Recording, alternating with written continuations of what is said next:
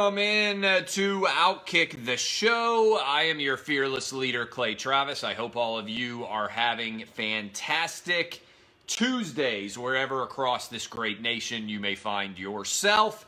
Last night, Monday Night Football. Tennessee Titans get out to a 10-0 lead, and then the wheels came off. The Houston Texans scored 27 straight unanswered. What did we learn? I think we learned several things. Let me start with what we learned on the Titans side of the ball. First of all, Marcus Mariota is not the problem. I think oftentimes there is a focal point on the quarterback in the NFL, which makes sense. And when a team loses, the first thought is it's got to be the quarterback's fault. Marcus Mariota is a sitting duck inside of the pocket right now. This offensive line for the Titans cannot run the ball, and they cannot block at all. And in particular, this was a pretty glaring statistic that I saw come out from Pro Football Focus. I'm going to read it for you here because I saw it and I was like, my God, I can't believe this is real life here. Josh Klein, who the New England Patriots left. Let me give you an easy lesson. You don't have to be a GM to do this. When Bill Belichick and the New England Patriots are selling, do not buy.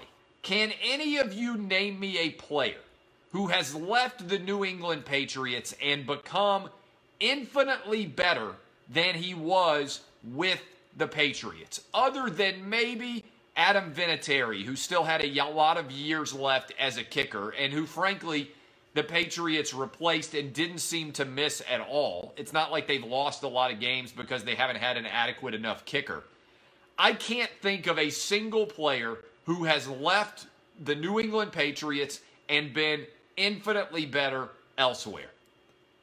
Now, I am not saying that I am an expert in evaluating players or anything else like that.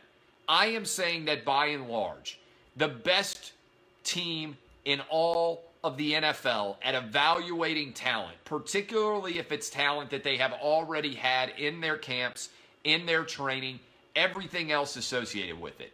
It's almost unheard of for a player to leave the New England Patriots and end up better. Well, Josh Klein left the New England Patriots, the Titans signed him. Malcolm Butler left the New England Patriots, the Titans signed him. Logan Ryan left the New England Patriots, the Titans signed him. Dion Lewis left the New England Patriots, the Titans signed him. It's not just that you are taking these players away from the New England Patriots, it's that you are putting a substantially higher value on them than the New England Patriots have. And so when you look at this, Josh Klein, who is starting at guard for the Tennessee Titans, allowed 9 pressure, 8 quarterback hurries, and 1 sack in one game against the Titans. That's a bad 4-game stretch for a decent guard in the league. And so we have at least pinpointed what's wrong with the Titans. In the last 2 weeks, they can't block, and the interior of their line cannot block for Marcus Mariota. And what's crazy is Marcus Mariota has been sacked more times than any NFL quarterback, and he's also one of the most mobile.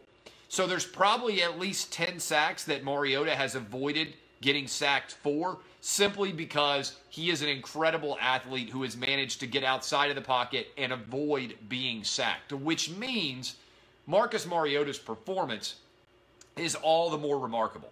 People don't want to believe what I say about Marcus Mariota. Last night, he was 22 for 23, 304 yards passing, 2 touchdowns, nearly a perfect passer rating. It was impossible for him to have done anything more. They can't run the football, and they can't pass block. The offensive line is a disaster. An utter and complete disaster.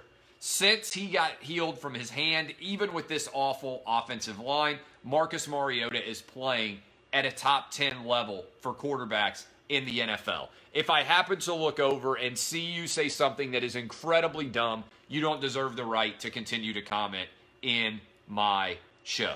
All right? Somebody said Jake Locker is greater than Marcus Mariota. That's not true. You are gone, and you are no longer allowed to comment. Mariota's trash. It's Henry's team. You're gone. You're no longer allowed to comment ever. Every now and then, it's important to send a message to the commenters when I glance over at you and let you know you are no longer allowed to be involved in this show because your opinion is so stupid you don't deserve to be able to share it. You, much like someone who gives up the ghost and disappears from this land, you are gone forever. You don't know when Clay Kyle's going to come for you, but you should know that at some point in time it is going to happen, and you are wrong as well. Let's go ahead and block this guy. I'm telling you right now, you die if you say stupid things. If you say stupid things on this show, you are forever gone, and you are never allowed to comment anymore. Period. Is it arbitrary? No. I know what's stupid and what's not. I know when I look. And don't be stupid, guy. You don't have a right to comment. You don't have a right to even come on the show. You don't even have a right to come in here and hang out. So the Texans, on the Texans side of the ball, I'm still not sure how good they are. I think Deshaun Watson is pretty good, but I get nervous about breaking down NFL quarterbacks until there is a full year of tape that everybody can review. And Deshaun Watson just doesn't have enough games so far. He's been very good in the first year, but there are so many guys out there that have looked great for their first 16 or 17 games, and then you have no idea what happens to him. Deshaun Watson, we got a guy in Texas just like him. Dak Prescott came in, first 16 games, was lights out. And ever since then, what have Dallas Cowboy fans decided? You know what? He's just okay. He's not going to be a Hall of Fame caliber quarterback. He's just okay. He's just an okay quarterback. Maybe next year, or even in the playoffs, Deshaun Watson is going to take his game to the next level, and we're going to say, you know what, this is a guy who can win playoff games in this league. But until I see him actually do that, I think he's just good, right? You got to be good to great to win multiple games typically in the playoffs, unless you get lucky like Blake Bortles and, you know, everything just kind of falls into place. So, look, Deshaun Watson, good quarterback. I'm not sure how high level of a quarterback he's going to be, but 8 wins in a row. It doesn't matter who you're playing against. If you are the Houston Texans, they have won this division. Now, maybe crazy. I don't think the Titans are necessarily completely done because their schedule gets so much easier. They have 5 games remaining. Next game is Jets. Game after that is the Jags. Game after that is the Giants. Then they get the Washington Redskins, and then they get the Indianapolis Colts. There's no way they're going to beat Andrew Luck and the Colts. The Titans aren't. But I do think they could win their next 4, be sitting at 9-6, and be prepared to disappoint everybody because they're still somewhat alive for the playoffs, and then they lose at home for an 11th straight game to Andrew Luck. I'm just preparing you for everything that could potentially happen. No, I do not think the Colts are going to come back. The Colts are 2.5 games out with 5 games to go. 2.5 games out with 5 games to go is a big deficit to overcome in the AFC South. I think the AFC South, assuming that Deshaun Watson does not get hurt, is unlikely to be a competitive division unless everything just falls apart for the Houston Texans. All they need to do, basically, is beat the Indianapolis Colts in 2 weeks, and this division is over. So they only have to really win 1 game. And I think they're going to beat the Texans, the Colts at home. So I think that is what is going to happen. That is my breakdown. I'm not willing to say. Somebody said Deshaun Watson is better than Marcus Mariota. I'm not willing to say that. I don't think that there is evidence to support that because the Titans still don't have anybody for Marcus Mariota to throw the ball to. And Marcus Mariota has actually won a playoff game in this league. It's rare for a guy to go out and win a playoff game in his youth like Marcus Mariota has done. I'm more confident in him because he's played a lot more games than I am in Deshaun Watson. I know what I'm going to get out of Marcus Mariota every single week. So it is rare that it happens, and the Titans just need to go fix the offensive line, and they need to find some skill position players down the field. So that is, yes, Tim Tebow won a playoff game. So what? There are all sorts of exceptions and aberrant behavior. Again, if you look at the data would tell you that Marcus Mariota has been a very good quarterback in this league and will continue to be a very good quarterback in this league. And he's a young guy, still only 25 years old. Just got to find him some help. Got to see how this season plays out. Got to see how everything else happens the rest of the way. All right, NFL rankings. I do this every single Tuesday. I give you my top 5 and my bottom 5, and this week I'm giving you something even more. I'm giving you something even more. I am giving you, all right, I'm going to block this guy. Eye test, you are gone forever, bud. I guess I have an option now to mute people. Does that mean if I mute people that that nobody gets to see them anymore, or just me? If you are that dumb, should I mute you or should I fire you away forever? It's a good question. I didn't know I had a mute button. It's an intriguing question. Dude, nobody cares about the NFL. Move on to the next topic. You're gone forever. If I happen to look over and I see that somebody is saying, nobody cares about the NFL, move on, you are wrong. You have failed. You are no longer allowed to comment on the show. Respect the topics, one of the number 1 rules. Respect football in general. All right? You can argue against a lot of things. You can't argue against how much the NFL is moving the needle in America today. That's the truth. All right, here are the bottom 5. This is the teams of sadness. This is everything goes wrong. Everything is a disaster. This is going to be an utter and complete collection of futility. Okay. The Jets are the 28th best team in the NFL. The Jets have a quarterback who is my age. They have absolutely nothing on the offensive side of the ball. I actually feel sorry for myself that I am paying money to go watch the Jets play against the Titans on Sunday in Nashville. I actually thought to myself, what am I doing with my life that I am planning on Sunday to go watch the Jets play against the Titans? I need better hobbies. I need something to do that is more fun. There's no way I need to go watch the Jets play the Titans, yet there I'm going to be. In the 29th spot, this team, I think, has been the most disappointing team all year long, and they're the Jacksonville Jaguars.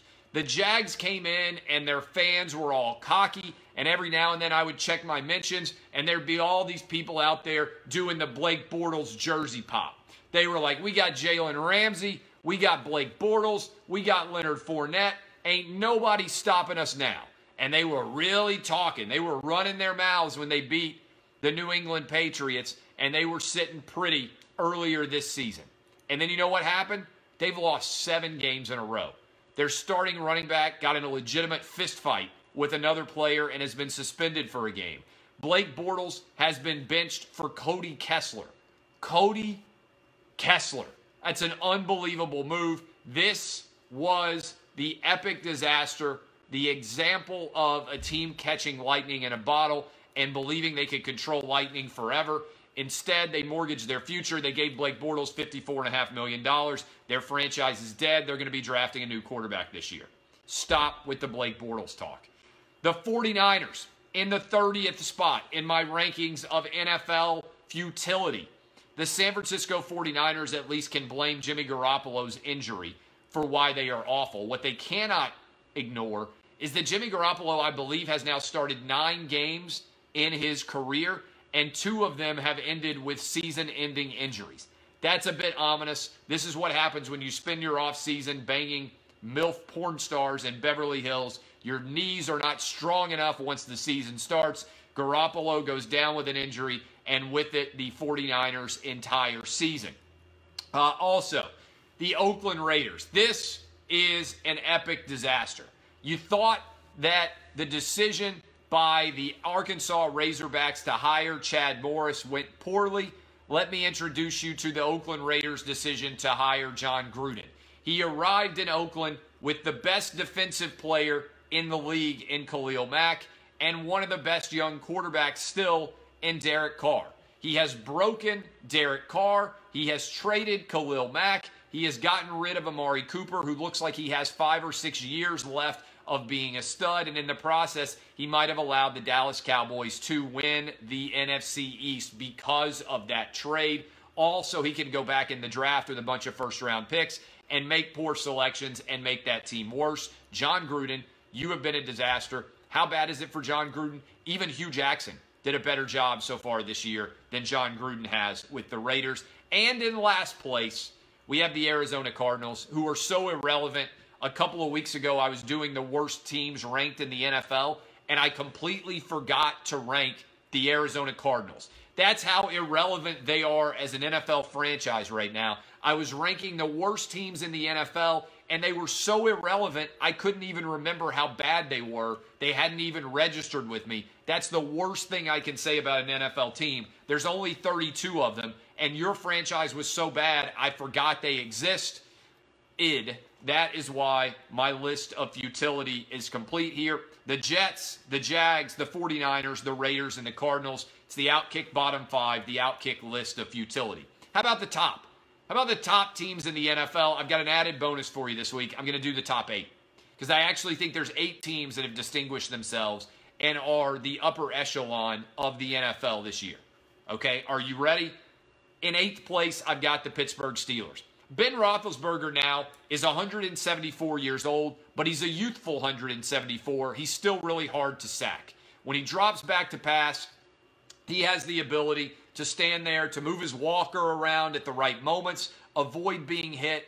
Ben Roethlisberger sometimes, one of the things that I like about his game is that he can hold the football in one hand and also hold one of those big oversized turkey drumsticks in the other. Stop, take a bite, look around, stop, take another bite, and then throw the ball deep to Antonio Brown. That's like 90% of the Pittsburgh Steelers offense. Occasionally he mixes in Juju Smith-Schuster and a little strip of bacon. That's the entire offense for Ben Roethlisberger.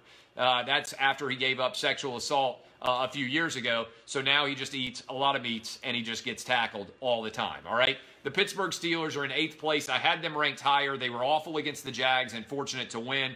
And they were also really bad against the Denver Broncos. As a result, I've got them in the 8th spot. I'm curious to see how they do this weekend against the LA Chargers. In the 7th spot, Houston Texans. We already talked a lot about the Houston Texans. I like Deshaun Watson. I like the defensive line and what they're able to do with Jadeveon Clowney, Whitney Merciless, and J.J. Watt. I'm a little bit questionable on their secondary. I'm not sure they've got great secondary strength, but they are able to put enough pressure on the passer that a lot of times it covers up their weaknesses in the secondary. So I like what the Texans have done. 8 wins speaks for itself. In the 6th place, I've got the Chicago Bears. The Bears, I don't believe in Mitch Trubisky. I understand some of you out there like Mitch Trubisky's the second coming of Jesus. He's the best quarterback in Chicago since Jim McMahon and Mike Tomczak were combined together and created this unbelievable wonderkind of a quarterback in Mitch Trubisky. He can run really well. He's mobile. He's deceptively fast, which is what they say about every white person who is able to run. Oh, look, he's deceptively fast. I don't even know what that means. I don't know how you're deceptively fast. Like you're either fast or you're not. You either run quickly or you run slowly. You're either fast or slow. I don't know how you're deceptively fast. I guess maybe the whiteness is the deceiving part. It's a little bit like camouflage. Mitch Trubisky, he's a little bit like Blake Bortles to me. Tries to go deep all the time. Often throws interceptions. Runs better than he throws. I don't get it, but I got the Bears in the 6th place. In number 5, the LA Chargers. Phillip Rivers put together the greatest passing game we've ever seen from a quarterback in the history of the NFL. He throws the ball like a shot put. You ever notice that? Like Phillip Rivers does not extend his arm, yet it somehow works for him. He is incredibly accurate right now. He's got the number 2 overall QBR in the NFL. I think he is on a fire. I've been on the Chargers for a while. We'll see exactly how good they are this weekend. Melvin Gordon got some issues at the running back position going on the road against the Pittsburgh Steelers, but I have them in the 5 spot right now. They always say, like, oh, Phillip Rivers wanted to go to Alabama and Auburn, but they didn't offer him a scholarship. I'm like, did you see the way he threw the football? If I saw Phillip Rivers throw the football, would you give that guy a scholarship at quarterback? Can you imagine walking into the quarterback room at Alabama or Auburn and risking your coaching career on a guy who shot puts every throw like he has Tyrannosaurus arms? I wouldn't want to sign that guy either. So the fact that NC State took him is not surprising at all. People are like, how'd they overlook him in Alabama? Well, he throws like he's got Tyrannosaurus arms. That's a negative. I don't know when they do the evaluations and you are like, well, does he extend his arm when he throws? No. Has Tyrannosaurus arms. I'm not offering that guy a scholarship. I'm not losing my job over Tyrannosaurus arms. In the 4th spot, we got the New England Patriots. Just when you think they're dead, they're like a killer in a movie or horror film. You think they're dead. They lose to the Lions. They lose to the Titans. They lose to the Jags. They can't beat anybody. The freaking Titans blew them out 34-10. Made me lose my mind with optimism, thinking maybe the Titans are actually going to be decent. And then what happens? It turns to December, and they turn immortal. Nobody can beat them until they get to Foxborough. Once they get home field advantage in Foxborough, they're going to go to the Super Bowl. They're going to be in Atlanta. I just go ahead and pencil them in every year. I wish we had a different team, but it's not going to happen. Right now, I've got them at 4. Good stat for you. Sony Michel, Rob Gronkowski, and Julian Edelman have only played 2 games together complete. The Patriots scored 35 points in each of those games, and we're 2-0. Also, in the third spot, I've got the Kansas City Chiefs. People are like, oh, the Chiefs, they have no defense. And I say to you, if you score 50 points a game in the AFC, you're going to be in the Super Bowl, all right? Defense doesn't matter. Defense doesn't win championships anymore. Kansas City Chiefs, great stat for you that would make the home field advantage sound like it might not be as ideal. The last time the Kansas City Chiefs won a home playoff game, 1993, 25 years ago. Do you know, I didn't have my driver's license yet. I was 14 years old. I was a young pup. I was in 9th grade. Do you know who the quarterback was then? Joe Montana. You want to blow people away with a bar fact. Joe Montana was the last quarterback to win a home playoff game in Kansas City. My God, that is unbelievable. Most of you watching and listening to this right now, I bet were not even born when that game happened. Number 2 spot, the LA Rams. The Rams are the second best team in the NFL right now. I love Jared Goff. I like Todd Gurley. I'm in love with Sean McVay. I love his girlfriend even more. The Rams are the second best team in the NFL. And in my number 1 spot, they're going to win the Super Bowl. I already bet on them future odds on the show. Lock it in. It's the New Orleans Saints. The Saints are the best team in the NFL. Anybody arguing otherwise has not been watching the NFL. I actually believe there are 3 teams. I gave you the top 8. There are 3 teams that have distinguished themselves the most so far this year. The Saints, the Rams, and the Chiefs are the 3 best teams. And they also provide further evidence. Guess what? Defense doesn't matter. My top 8, Saints 1, Rams 2, Chiefs 3, Patriots 4, Chargers 5, Bears 6, Texans 7, Steelers are in 8th place. All right, I got to keep the show rolling. USC. USC has made what I consider to be a ridiculous decision. They have decided, despite the fact that no one deserves to keep their jobs, that they are going to keep Clay Helton and fire everybody else. T. Martin, offensive coordinator, has been fired. Defensive coordinator has been fired. Offensive line coach, wide receivers coach, they're all being fired.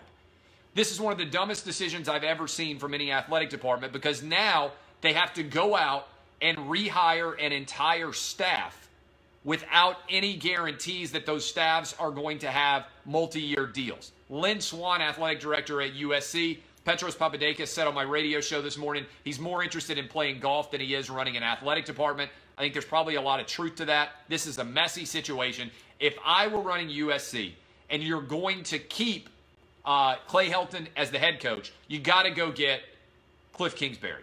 Do whatever you can to get Cliff Kingsbury to come take over that offense. I don't think the talent's great, but JT Daniel is not bad. I think Kingsbury's going to have a lot of opportunities of places he could go. His offensive skills are highly sought after in both the NFL and in college. And we know what he can do in terms of scoring points. I'm telling you right now that that would be the hire that I was going to make. I'd pay Cliff Kingsbury whatever I need to get him to come to SC. And at least then you could think the offensive side of the ball is fixed. Now, the other part of this story, Mack Brown been hired by UNC. If I were Mack Brown, I'd be on the phone with Cliff Kingsbury right now saying, hey, Cliff, instead of going to SC, why don't you come here to UNC? Why don't you take over my offense? Why don't you score a lot of points? And why don't we try to create you as the coach in waiting? Hell, I'll even give you the coach in waiting gig right now. Help me recruit. Help me get out everywhere across the country. That's the play, I think, if it's UNC. Now, a lot of people out there say, no, this makes no sense. Same people who were going after last year. Let's be honest. Going after last year, Herm Edwards. There is a value in hiring a guy who knows how to put an offensive system in place and a defensive system in place, who knows how to be a CEO. That's basically what Herm Edwards sold. We know already that going back in time can be successful. Look at Bill Snyder. He's 246 years old. Looks great for 246. He has been coaching Kansas State football in Manhattan, Kansas now. Bill Snyder has since 1743. A big hire back in 1743.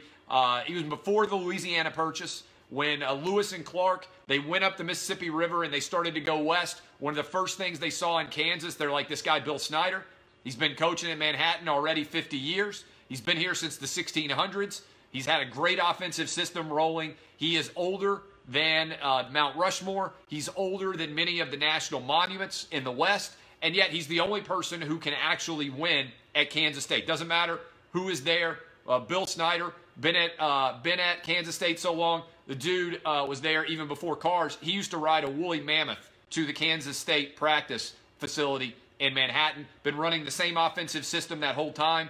Still has a poster of Michael Bishop up on his wall and regrets that in 1998 he should have won a national championship. So if Bill Snyder can be 243 years old and be riding woolly mammoths to practice, I don't understand why Mack Brown can't do a good job at UNC, particularly if he surrounds himself with a lot of good young talent. So that is, I think, a pretty decent hire that is low risk, low reward. Let me say what AD should do more of. Everybody's focused on the 10-year plan. I hear athletic directors talk all the time about the 10-year plan. 10 years is a long time. It's great to go hire a coach that could be somewhere for 10 years. Focus on 5. Think, can this guy do a really good job for me for 5 years? 10 years is a long time. Odds are, even if you hire a successful coach, he's not going to be there 10 years. I think you need to think about 5-year plan.